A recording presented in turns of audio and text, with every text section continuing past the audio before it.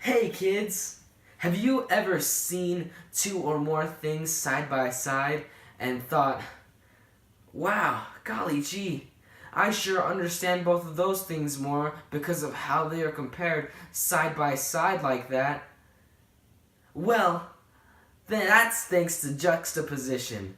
And in today's episode of Crash Course Language Arts, we're gonna whip out our dictionaries and take a look at what that word means.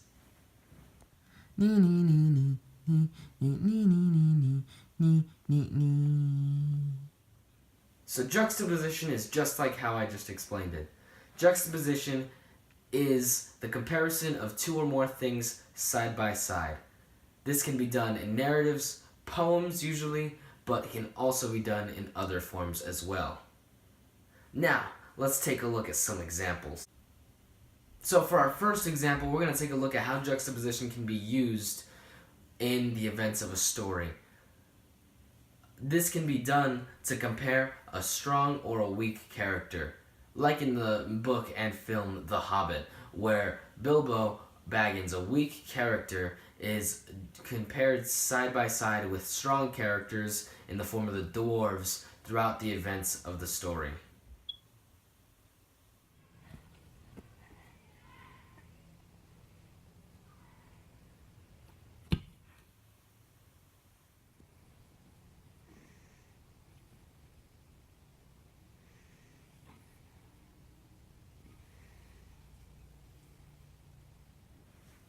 So for our second example, we're going to take a look at how juxtaposition can be used in dialogue.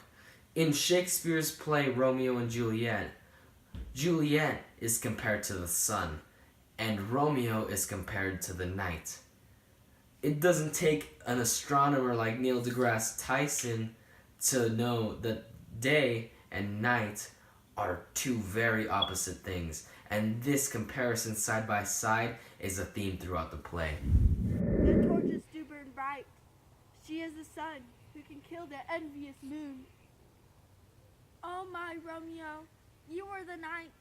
If you shall die, be cut into little stars, and you will make the face of heaven so fine. For our final example, we can take a look at how juxtaposition is used to compare a highly moral character and a highly immoral character side by side. For this example, we have raw, uncut footage from Thor: The Dark World, in which Thor and Loki are adventuring together, Thor being the highly moral character and Loki being the highly immoral character that are compared. I will make all the humans my slaves and take over the world. You're going to take over the world with your little staff of yours when I have my mighty hammer. So, those were some pretty superb examples, if I do say so myself. But, if you need more understanding of juxtaposition, or you just like our jokes, let's go take a look at our visual aid. Now that we're all cozy down by the fire, let's take a look at today's visual aid.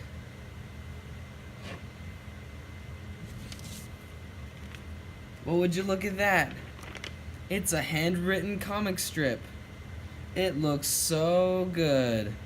Let's analyze it. Thanks to this POV camera, we can take a look at our visual aid a little more closely. So here we see a person going into an elevator. Their arm isn't long enough to reach the buttons, so maybe they're small, or maybe that's just an artist's mistake and has nothing to do with anything else. So here we see the person has entered the frame of the elevator and is in fact small, thanks to the comparison of this character. Yeah, with juxtaposition, placing these two characters side by side, we can really see how they contrast in size.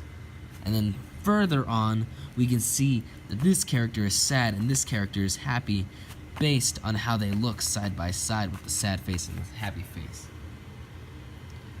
This character has caught on to the use of juxtaposition, saying, "So, juxtaposition, am I right?" Oh, but the other character isn't too happy about that. I don't envy their situation. now that we took a look at our visual aid, we can somehow take this video to a conclusion.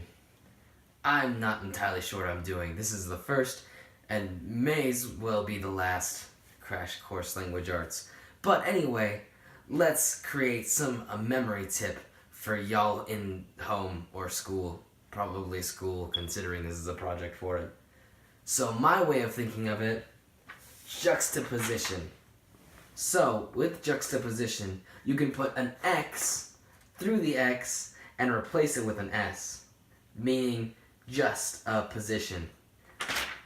So the way this works is you can remember just a position for juxtaposition, because juxtaposition is really just a position of two or more objects that can be compared.